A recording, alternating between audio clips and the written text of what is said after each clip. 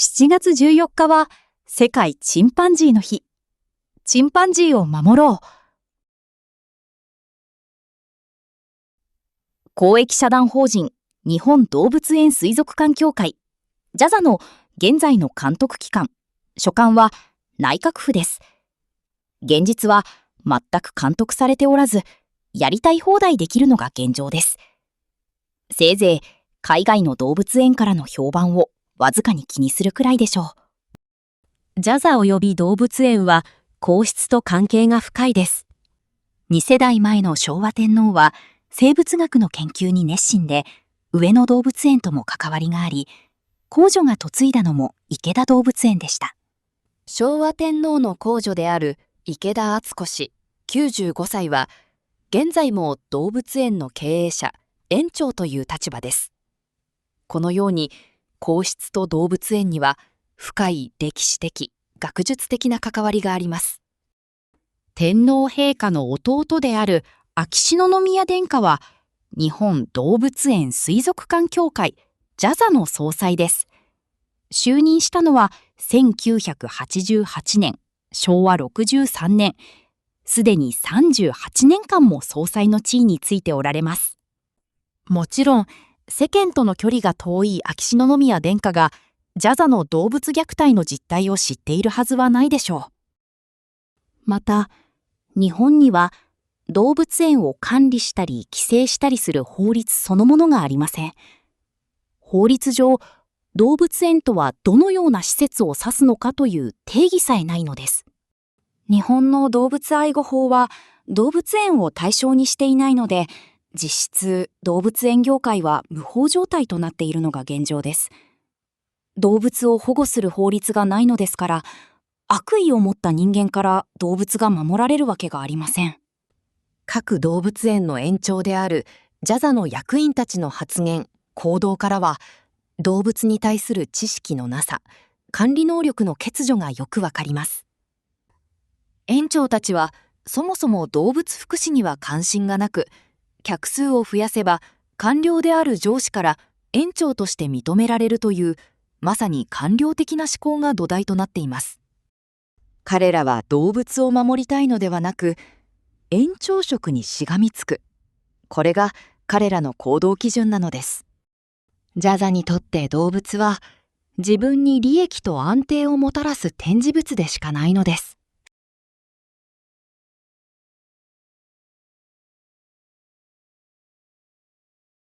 JAZA の会長は横浜動物園の園長である村田園長です。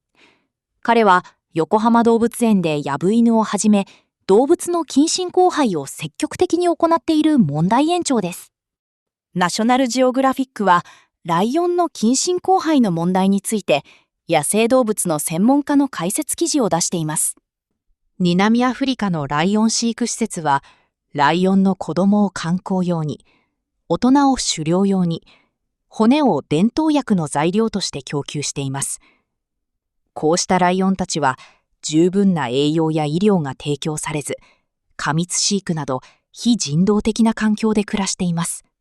専門家は、経営者のずさんな繁殖計画により近親交配が起きる可能性があり、近親交配は繁殖力の低下、死亡率の上昇、体の異常など多くの健康問題を引き起こす恐れがあると訴えています。つまり、専門家は意図して実施していなくとも、動物の近親交配は悪質な虐待行為だと指摘しているわけです。ズーラシアの村田園長は故意に近親交配を実施しているわけですから、さらに悪質性が高いということになります。経営者は野生の個体群の遺伝子を保存していると主張し、種の保存、自分たちの存在を正当化することがあるが、この研究はそうした主張が間違いであることを示しています。つまり、専門家の見解によれば、ズーラシアで村田園長が行っている動物の近親交配は、悪質経営者のエゴということになり、決して種の保存などではなく、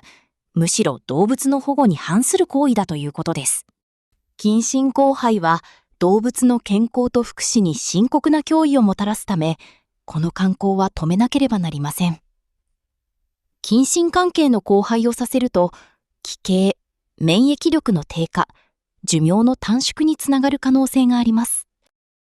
最近、近親交配により生まれたライオンの遺伝的障害について批判が集まっています。近親交配はライオンの外見、健康、活力に影響を及ぼす可能性があり、自然界では近親交配を防ぐ自然界のシステムがあり、このようなことはほとんど起こりません。しかし、現在は野生動物の生息域の分断や急激な個体数の減少によって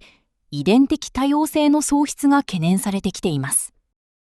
動物園での近親交配は動物たちに不必要な苦痛をもたらすだけでなく、真の保全には何の貢献もしません。真の保全とは、展示のための近親交配をさせることではなく、種の未来を守るための多様な遺伝子の維持に焦点を当てるものでなければなりません。日本においてチンパンジー最大の施設、最大の人数を誇る多摩動物公園の渡辺園長は、物事を深く考えることができない若い飼育員を洗脳利用し、チンパンジーへの虐待行為を続けさせています。多摩動物公園は、吹雪の父、嵐を溺死させ、強制人工授精によりミルの母サザエを死亡させ、子育てができないナナを強制繁殖させようとしていて、デッキーたちを氷点下の世界に放置し続け、痩せ細って死んでしまいそうなチェリーを助けようとせず、ピーチとプラムをはじめ繁殖対象外とした多くのチンパンジーたちを劣悪な飼育環境の動物園に処分し、6歳児のプラムの目に障害を負わせただけでなく、救おうともせず、知事も園長も飼育員も常軌を逸しています。史上最悪の園長である旭山動物園の坂東統括園長は、16人ものチンパンジーを死に至らしめ、意図的に動物を虐待死させ続けています。まさに良識を持ち合わせていない園長です。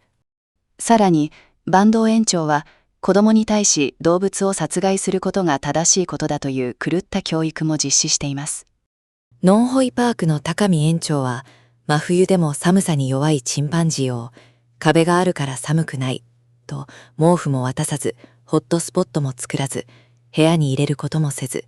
チンパンジーたちを苦しめています。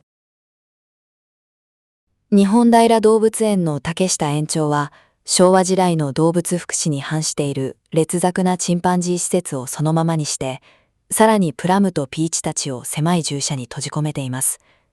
彼は動物福祉を理解できない老人です。象の上に子供を乗せて危険な営業を続けてきた宮崎市フェニックス自然動物園の武田園長。象ライドはようやく中止しましたが、未だに撮影会など子供に危険な行為を行っています。子供が踏みつけられて死亡するかもしれません。理事の中で唯一の園長兼務ではない原専務理事は、動物園は悪であると話しています。ただし、悪でも必要だと、必要悪だと主張しています。動物園がないと、人と動物が共存できないという理由が理解できません。悪は悪ではないのでしょうか。ジャザの理事の中に動物福祉を推進しようという人物は全く見当たりません。動物を遊園地の遊具としか捉えていない人間であり、その考え方はとうの昔に賞味期限を過ぎた老人たちなのです。これが日本の動物園業界の実態です。では、なぜ多摩動物公園のチンパンジー飼育員たちはここまで残酷なことができるのでしょうか。彼らはサディストなのでしょうか。いいえ、そうではありません。どこの動物園で働く飼育員であっても、動物が好きで飼育員を目指した人がほとんどです。彼らはどこにでもいる普通の人です。ただ、官僚的な直化した組織にいると、考えることをやめ、組織の歯車になってしまうのです。何が正しく、何が間違っているかを考えることをやめ、ただ従順に組織の指示に従うことを受け入れてしまうのです。それが人間という群れで生きる生き物の本質だといえば、その通りだと思います。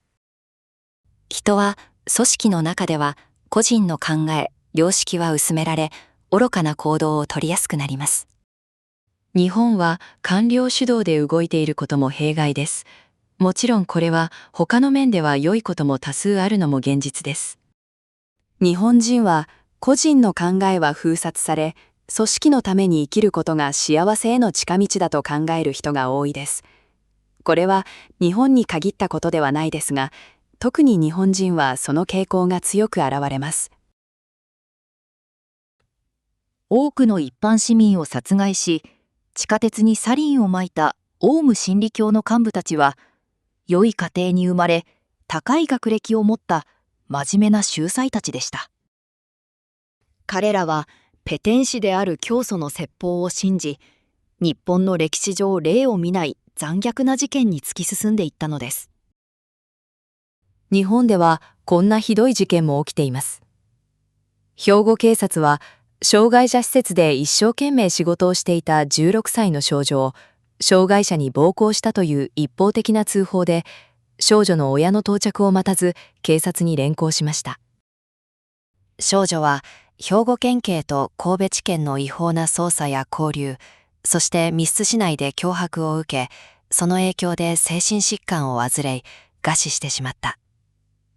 冤罪の発生は警察・検察による日本の悪質な人質手法と官僚システムの存在が大きな問題とされることが多いです。市民を守るべき警察官が少女を死に至らしめて反省もしていないのです。組織の中では平凡な人間さえ簡単に凶悪な行為を行っていってしまうのです。残忍な思想の持ち主がリーダーになると、その組織の善良だと思われていた構成員は残虐な殺戮人間と化すことは、今も昔も世界中のリーダーとその構成員が証明してきました。多摩動物公園のチンパンジー飼育員たちも悪の心を持っているわけではなく、どこにでもいる普通の一般の人です。しかし彼らは、プラムが失明しそうになっても、チェリーが栄養失調状態で死にそうでも、レッキーが凍えていても、嵐が溺死しても、サザエが人工授精で死亡しても、ナナが苦しんでいても、彼らは何も感じないのでしょうか。チンパンジーたちが人間ではなく動物だからでしょうか。動物園という組織にいるときは、彼らは人間性を失っているのでしょうか。それについてハンナ・アーレントが75年前に回答してくれています。哲学者ハンナ・アーレントは第二次大戦後に虐殺者たちの個人調査を行いました。ユダヤ人の大量虐殺、ホロコーストを立案し計画した戦争犯罪人アイヒマンは、もともとはどこにでもいる平凡な石油会社のセールスマンでした。大量虐殺という巨悪を担ったのが普通の人間、医者、公務員、サラリーマン、その他普通の一般市民であり、一般家庭の良き父であり若者だったということが調査により明らかになったのです。ハンナはナチスのユダヤ人大量虐殺が悪意ではなく思考の欠如や組織の歯車になることによって引き起こされたと結論付けました。彼女はこの現象を悪の凡庸さと名付け、巨大な官僚制の中では誰もが加害者になり得ると警告しました。愛の反対は憎しみではなく無関心。7月14日は世界チンパンジーの日です。あの仲間たちと輝いていたプラムたちのために何ができるか考えてみてください。